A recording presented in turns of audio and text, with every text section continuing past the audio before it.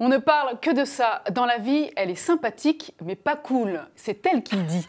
Mais après tout, elle est peut-être un peu féroce, comme ces gros chats dont elle défend la cause en ce moment, avec toute l'énergie qu'on lui connaît.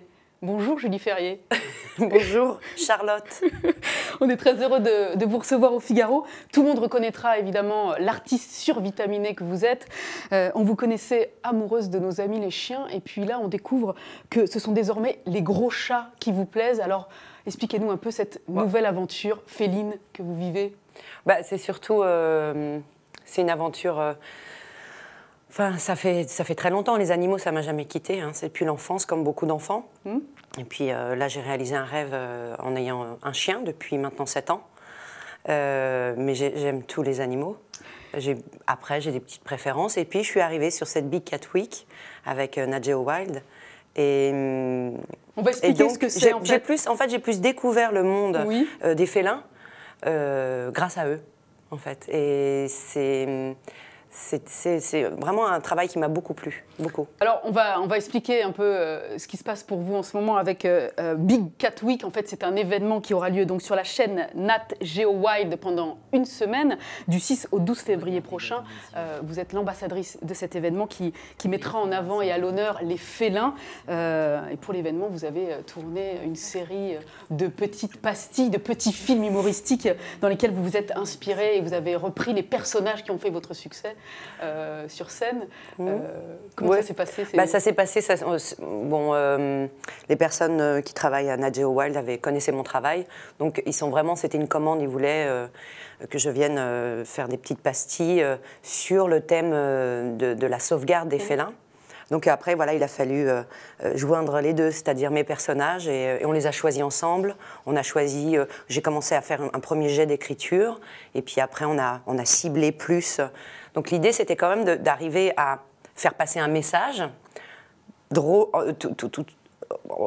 Moi, ma qualité aussi est de faire rire, a priori. Et donc du coup, c'était évidemment de faire des trucs un peu rigolos sur un thème qui est grave.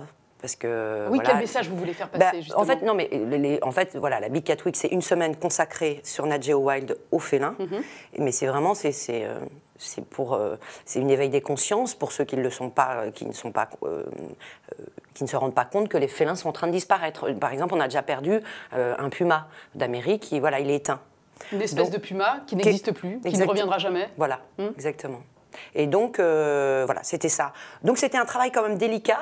Mais je me suis beaucoup amusée. Justement, on va en voir un extrait d'un des films. Il y en a 6 en tout. Et dans celui-ci, vous reprenez donc le rôle de Martha, l'artiste. D'accord. Ce qui est important pour moi, je pense, quand nous créons, c'est d'aller chercher l'énergie.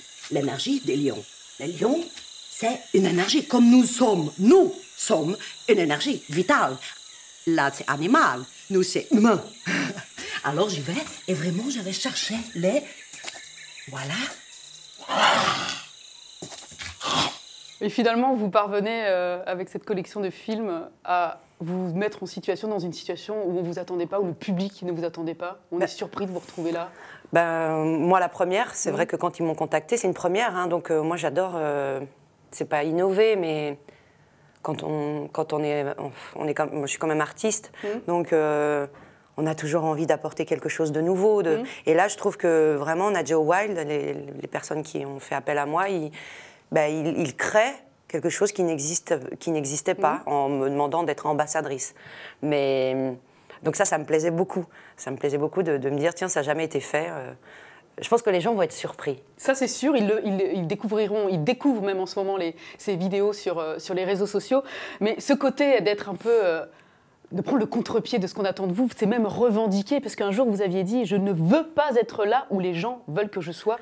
Non, alors c'est pas ça. Je pense pas avoir dit « je ne veux pas ». Je pense, et c'est un Suédois, un artiste suédois qui m'avait dit ça, Magnus Tingsek, qui est un chanteur que j'apprécie beaucoup, qui m'avait dit « tu sais Julie, peut-être qu'un artiste, c'est aussi d'être là où on ne nous attend pas, mais où on ne s'attend pas nous-mêmes, c'est-à-dire... C'est aussi... Vous surprendre, vous nous-mêmes. Oui. Mais c'est plus que surprendre, c'est vraiment aller vers voilà, vraiment ça c'est un exercice tout à fait singulier, hybride. Voilà. Après j'ai fait une voix off beaucoup plus classique. Oui, sur un des documentaires. Voilà, un des documentaires. Voilà. Alors ils voulaient que je l'anime un petit peu, donc il est un petit peu interprété. Mais alors la jauge est vraiment, on est au plus bas. Autant les sketchs, on pousse le curseur dans la comédie et la folie, l'excentrisme et tout, le clown, tout ce qu'on veut. Autant le documentaire quand même. Un peu plus sobre. Ouais, et surtout que c'est un documentaire qui est axé sur les prédateurs. Le côté prédateur du félin. Au bord de la rivière en particulier. Du lac Zambèze, en Afrique. En Afrique. Je vous disais ça sur le fait que vous ne voulez pas, entre guillemets, être là où on ne vous attend pas, parce que beaucoup de gens souhaiteraient vous revoir en solo sur scène, et vous avez dit non, je ne le referai pas. Mais c'est marrant, vous êtes catégorique. Vous savez, c'est des métiers. Quand on revoit cet entretien, vous l'êtes. Oui. Mais en fait, sur le moment, nous, on peut l'être parce que... Vous avez jamais entendu beaucoup d'artistes comme Viggo Mortensen, Benoît Poelvoort dire « j'arrête, c'est mon dernier film ». Ils sont encore là. C'est-à-dire qu'il y a aussi... c'est normal, ça fait partie de... On dit non et puis après on y reviendra. Pour ce qui est du solo, non, pour l'instant je ne vais pas y revenir, toujours pas. Mais j'ai un spectacle en jachère qui a déjà joué à Paris, qui est là, et je rencontre beaucoup de producteurs, de tourneurs pour créer toute une structure autour de ce spectacle et pouvoir le rejouer à Paris et partir en tournée. Mais j'ai déjà créé un spectacle l'année dernière qui a joué à la Gaîté Montparnasse. Oui. Voilà, où on n'était pas seule. Voilà, exactement. Je n'étais pas seule, mais dites-vous bien que je me donne quand même la chance, le luxe d'être seule à un moment donné. C'est-à-dire que dans cette troupe que j'ai créée, on a toutes des parties de solo. On a des solos. Donc je retrouve cette sensation, mais j'ai la chance du coup, comme c'est un cabaret, de jouer aussi avec mes partenaires. C'est quelque chose que j'adore aussi, j'adore jouer avec les autres. Donc du coup j'ai les deux moi, je suis contente. Grand luxe. J'ai le solo à des moments et le jeu à plusieurs. Alors justement, à propos de jeu, vous savez tout faire. Je joue avec ma chienne aussi. Et vous jouez avec votre chienne qui est là, effectivement, qu'on avait déjà vu sur scène, en particulier au moment des Césars, il y a quelques années. Vous savez danser aussi, vous savez jouer de la musique. En fait, vous êtes une artiste accomplie, comme on peut le voir aux États-Unis souvent. Un vrai entertainer, on va dire. La seule chose dans laquelle on aimerait vous voir et dans laquelle on ne vous a pas encore vu, c'est au cinéma, dans un premier rôle, et on imagine que on commence à me le dire ça. N'ont pas été. En fait, j'en ai eu des premiers rôles.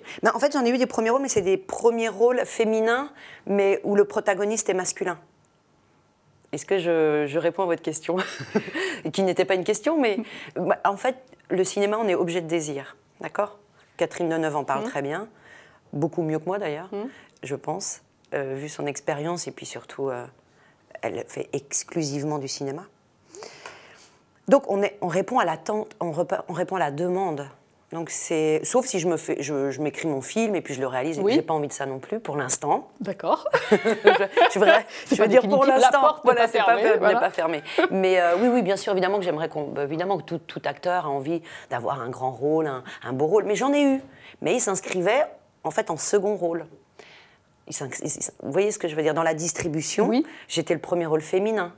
Mais vous n'étiez pas le rôle. Oui, comme avec Thierry Lhermitte, où c'était lui le chef d'orchestre, c'était son parcours qu'on suivait, ou avec Pierre Arditier, Jean-Pierre Mariel, où j'étais cette fille qui venait, cette aide-soignante à domicile, mais c'était l'affiliation entre les deux, père-fils, qui était importante. C'était ça le cœur du sujet. Donc voilà, il faut arriver à... Et je trouve qu'il y a une actrice comme ça que j'aime particulièrement. À chaque fois, j'ai énormément de plaisir à la voir au cinéma, qui a fait un très bon... elle arrive à choisir les bons films, et puis bon, il faut croire qu'elle est désirée, mais je le comprends parce que je fais durer le suspense. Oui. Il y en a plusieurs comme ça. En fait, il y en a deux vraiment que je trouve assez exceptionnelles. Je trouve elles arrivent mais elles arrivent, mais faut comprendre que c'est les gens qui nous désirent. Hein. Ils font appel à nous. C'est Karine Viard et Sandrine Kiberlin. Voilà, je trouve que Sandrine, notamment, dernièrement, elle est... Voilà. Mais je pense qu'aussi, on peut avoir des très beaux rôles... d'arrière-plan, de second plan. Voilà. Vous avez été nommée d'ailleurs pour un second rôle, par exemple. D'ailleurs, très surprenant. Mais maintenant, ça y est, ça se démocratise. La comédie vient au César. C'est tout nouveau, ça. Vous avez souligné souvent que le côté déjanté auquel on vous associe, et puis ce grain de folie que vous avez, ça nécessite énormément de travail. Beaucoup, et ce côté-là des choses, vous l'avez souvent répété. Est-ce que la reconnaissance pour vous, et du public et de la profession, c'est important. Alors, la reconnaissance, oui, bien sûr. Non, mais la reconnaissance, c'est quoi? Est-ce que c'est une consécration? Je pense pas, mais en tout cas, les prix, ça ne veut rien dire, je pense. Quand on en a un, on est content, mais ça ne veut rien dire. Mais la reconnaissance du public qui apprécie votre travail, c'est pour ça que moi, je suis un peu embêtée quand on me dit quand est-ce que vous allez remonter sur scène avec un solo, on aimerait tellement vous voir. Mais je suis honorée de ça. Et ça, je suis presque embêtée de ne pas répondre à la demande. Mais mes envies sont ailleurs, notamment de faire pendant 8 ans presque que du cinéma. Oui. Je me suis consacrée à ça, j'avais envie de me donner cette chance-là parce que je trouve que c'est une chance de faire du cinéma. Et c'est quoi, 2% des acteurs font du cinéma. Donc quand on en a conscience... Ces dernières années, à propos de boulot, on vous voyait beaucoup en télé, au cinéma, sur scène. Beaucoup, on vous a beaucoup vu. Ces derniers temps, on vous voit un petit peu moins, on a l'impression que vous avez appuyé sur le bouton pause. Est-ce que je me trompe? Pause, non, mais j'ai rétrogradé. Et en fait, ce que j'aimerais arriver à faire, c'est pas tout en même temps. Je n'y arrive plus, en fait. Voilà. Je l'ai trop fait. J'ai eu des petits soucis de santé en termes de tension. Je suis descendue à 7 de tension, j'avais plus de week-end. Je me rendais compte que le plaisir partait, donc c'était un peu trop. Oui, à un moment donné, je crois que je faisais télé, j'avais un programme court, je faisais du cinéma, j'avais mon spectacle qui tournait en solo, sachant que le solo est l'exercice le plus difficile qu'il soit, que ce soit en musique, en danse, en théâtre, on est seul. Donc on représente notre travail seul, c'est ce qu'il y a de plus dur. Donc j'avais les trois en même temps, ouais, là c'était... Et donc je suis revenue de ça, mais c'est un luxe, hein, parce que le luxe c'est quoi ? C'est la liberté. Et donc la liberté de pouvoir se dire, j'ai 44 ans, à l'époque je devais en avoir 42, on va un peu freiner et on va un peu moins travailler et on va travailler différemment. On ne va pas tout faire en même temps. Voilà. C'est juste ça. C'est voilà, un temps pour le théâtre, un temps pour le cinéma. Un temps. Si je peux le faire, ça serait super. Je voulais savoir ce que c'était que le bonheur pour vous, Julie Ferrier. Ah, le bonheur.